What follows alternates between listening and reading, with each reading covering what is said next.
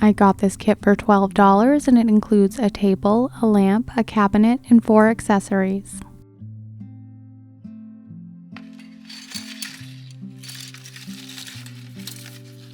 I'm starting with the Candlestick Table, which can be purchased as a standalone kit for $4. I used some sandpaper to get rid of the burrs where it was attached to the sprue, and I stuck the tabletop on a bamboo skewer to make it easier to paint. I'm using Waverly Antique Wax. Chrysnbon kits are made of polystyrene, which is a type of plastic that can be painted with acrylic paint. The antique wax seals and coats all in one, so I'm applying a thin, even coat over the whole table and the underside. I learned about this product from Jolene of TinyKeyholeMinis. To make the table more interesting, I'm painting the base a different color. It seems a little extreme right now, but I'm painting the base with matte black paint. This is just the first step of a 2-step painting process.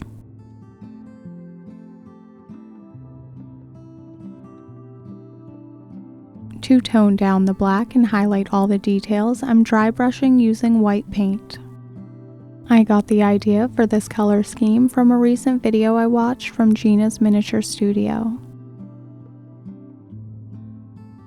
The table is made of 3 pieces, so assembly is nice and easy. I'm using glue that's specially formulated for attaching polystyrene pieces to one another, but you could also use gel super glue. The instructions on the bottle of antique wax say to remove the excess after applying a thin coat and not to touch it for 24 hours. I did not remove the excess and I stuck my fingers in the wet paint. I wiped away the excess after the fact and I like how it has settled in the faux wood details.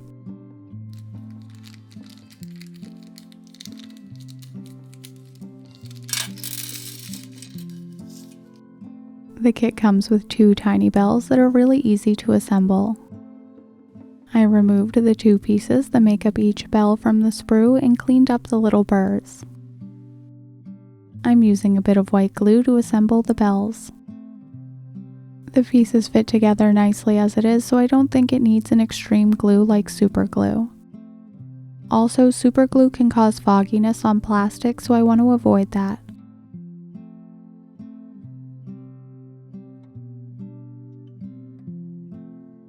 I wanted this little rooster to have a speckled spatterware finish, but I accidentally watered down the white paint too much. Rather than removing the watery coat of paint, I went with a mistake and covered the whole rooster in a whitewash to see how it would look. Here's the dry rooster, and I think the white makes it look like pewter or aged copper.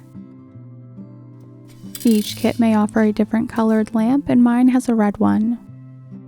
This is a non-electrified lamp that's supposed to look like an old-fashioned oil lamp. There's a plastic metallic piece that holds the glass hurricane shade.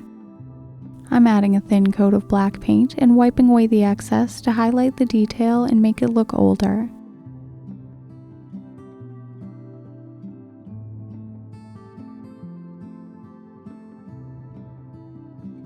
The real glass hurricane shade that's included with the kit wouldn't fit into the plastic base, and I accidentally dropped it and cracked it in half.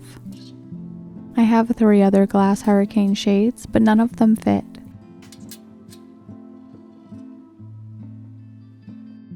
I'm using a product called Diamond Glaze to repair the shade. Diamond Glaze is a water-based adhesive that dries clear like resin and can be used for coating products and apparently as a glue as well. I removed a tiny piece of plastic that was stopping the glass shade from going into the base and glued it in while the diamond glaze was still wet. Once it dried, you can barely see the damage. The lamp includes a miniature pleated shade, so fortunately only you and I will know the glass hurricane shade is broken. This is supposed to be a covered candy dish where the hen is sitting on a nest. I think it looks really cool white because it looks like ceramic or milk glass, but I'm adding some simple details using paint and some Sharpies.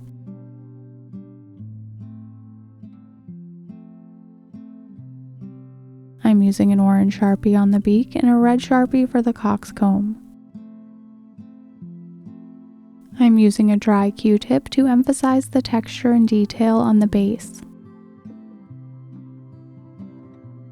I'm applying a wash of some really watered down brown paint to settle in some of the details in the chicken's feathers and tail.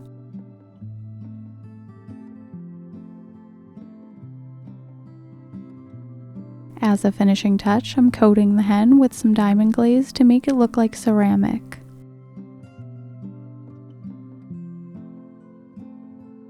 The wall cabinet comes with these adorably tiny, perfectly in scale knobs. I'm using my latest toy, which is this white oil-based enamel paint, to paint the knobs. Since this is oil-based paint, it took about an hour for this coat of paint to dry, so I took advantage of the slow drying time by painting one side of all of the knobs at the same time while they're still attached to the sprue.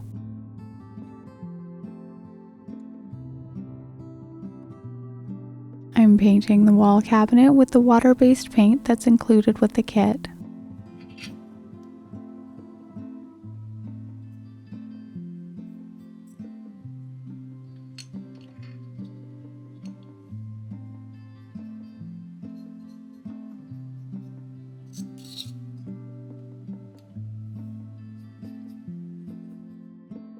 I deepened the color a bit by adding a second coat of paint after the first coat dried. I'm sponging on a bit of pale brown paint just to add some variation of shades and tones on the cabinet. I'm starting to wonder if I should have been calling this a shelf the entire time.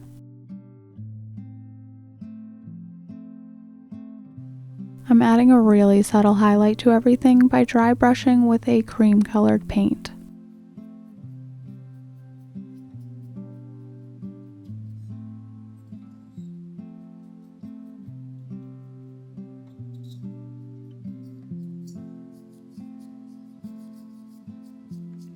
One of my favorite ways to decorate miniatures is to use some chalk pastel.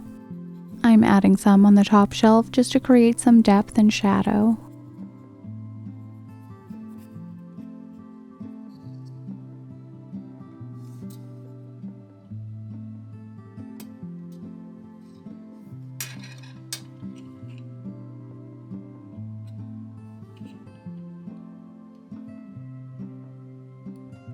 I'm dry fitting the tiny knobs onto the wall shelf and securing them on the back with some white glue. I'm a pretty messy gluer, so I know I would have gotten glue on the front of the cabinet if I had added glue to the knobs instead. The kit includes 2 spare knobs. I'm using a black Sharpie to make a dot in the center of each of the white knobs to make them look like antique ceramic knobs. Just like I did with the chicken, I'm toning down the stark white with some watered down brown paint.